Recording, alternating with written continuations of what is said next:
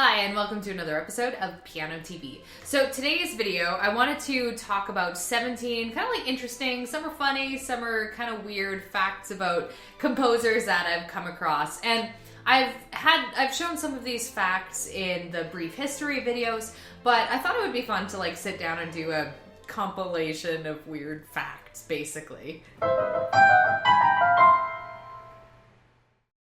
Let's start with Mozart, because basically all of us have heard of him. Most of us know that Mozart was a big fan of fart jokes, and he was like a big jokester, but not a lot of people know that he liked to imitate cats. So if he was bored during a rehearsal, he might like run around and jump on tables and meow and stuff like that, no big deal. Mozart enjoyed imitating cats so much that he actually wrote a silly song called the Cat Duet. And this was a duet where basically the husband was singing questions to his wife, and the wife was just responding by meowing. Then eventually the husband's like, fine, and he started meowing too, and then they were meowing together in musical harmony. And another Mozart fact, you guys are all probably familiar with the opera Don Giovanni, at least by name.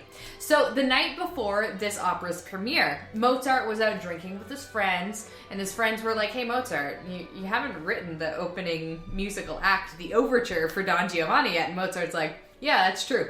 So that night, while he was drunk, he went home at midnight and he spent 3 hours writing the overture, and then the next day he gave it to the musicians moments before it was performed, and they performed it flawlessly. When one mentions Mozart, one also has to mention Haydn, because they were good friends, they were kindred spirits, and they often jammed together on the viola and violin, which in and of itself is a fun fact. And like Mozart, Haydn was also like a big goofball. He loved playing practical jokes and just being silly. At age 17, he was kicked out of music school, and this was mainly because he had chopped off the pigtail of another boy as a practical joke, but it was also because his once beautiful voice had matured, as happens in the teenage years, and was now described as crowing. And one more fun fact about Haydn, because he lived an interesting life, like so many of these composers. But this isn't a story about his life. This is a story that happened after he died. It was the kidnapping of Haydn's head. So about 5 days after Haydn was buried, his head was kidnapped, because the kidnappers liked to study the brains of geniuses and see if they could like identify what was different compared to normal brains. The guys who stole it, Johann Peter and Josef Rosenbaum, they actually had a collection of skulls that they had on display that people could just come and see, and one of those skulls was Joseph Haydn's. But of course, I mean, it wasn't that like, it was kind of like an underground thing. They weren't advertising it to everyone, and they were keeping their skulls hidden and on the lowdown. So when people came looking for Haydn's skull, they gave them a fake.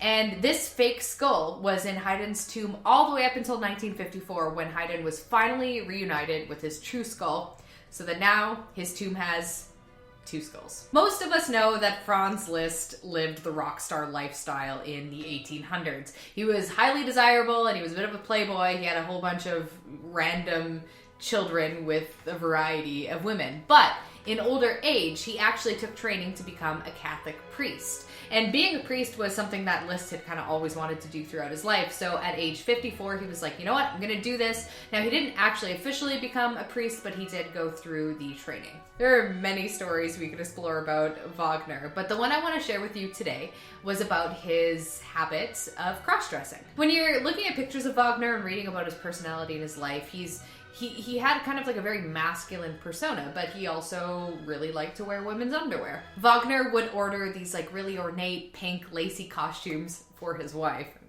Obviously, probably not for his wife, but his wife was cool with it. For Wagner's 66th birthday, Cosima, his wife, ordered him this bright pink rug made from flamingo feathers. So, I mean, she got it. And that brings us to fact number 8. Cosima, Wagner's wife, was one of Franz Liszt's illegitimate children. And jumping back to the Baroque era, we have Handel, the food lover. So it was just kind of a funny side note. When I was trying to research his claim, making sure it was true, verifying it, I typed into Google, Handel loves food, and then Google gave me a bunch of search results about websites that were telling me how to melt away my love. Handel, so I just thought that was kind of funny. But anyway, Handel was a really big fan of the finer things in life. He ate a lot of rich food, and he drank a ton of wine, and all this wine consumption was thought to have been a cause for his possible lead poisoning, because at the time, lead was used as a preservative in wine barrels. And of course, he struggled with gout, which would have been aggravated by all that wine and rich food. One time, one of Handel's dinner guests, who was a comic artist, made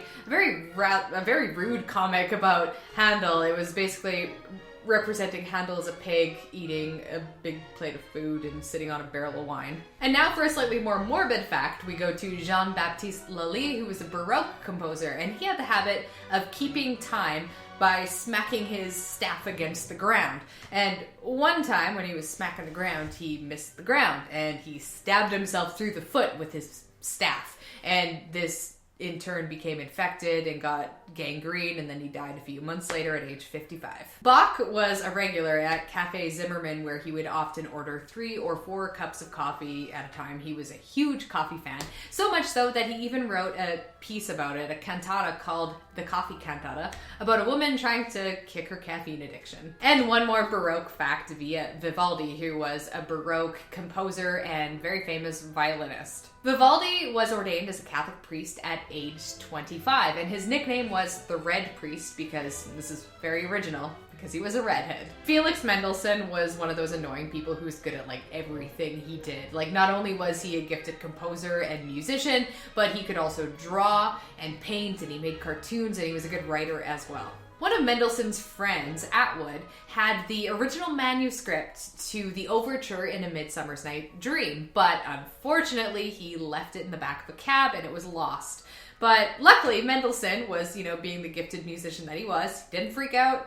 He just rewrote the whole thing from memory. Edvard Grieg had a little good luck figurine. It was like a little frog, and he had it in his pockets, and he'd give it a little pat for good luck when he was about to do a performance. Tchaikovsky was a man of many mental health issues, and one of his habits in particular was extra peculiar. He would hold his chin with his left hand while conducting to prevent his head from falling off. And finally, to cap off this list, we have the eccentric Erik Satie, who ate a diet consisting of only white food, something that he detailed in his letters. And this diet consisted of eggs, sugar, shredded bones, animal fat, veal, salt, coconuts, rice, pasta, turnips, chicken, white cheese, cotton salad, and certain fish. So this basically just goes to show that artists and celebrities have been eating really weird diets for centuries. And that is all for today's video. I really hope you enjoyed this and maybe you learned something new. I had a lot of fun making this video as well. Give it a like and a thumbs up if you enjoyed it. Subscribe if you haven't already, and I will catch you guys in the next video.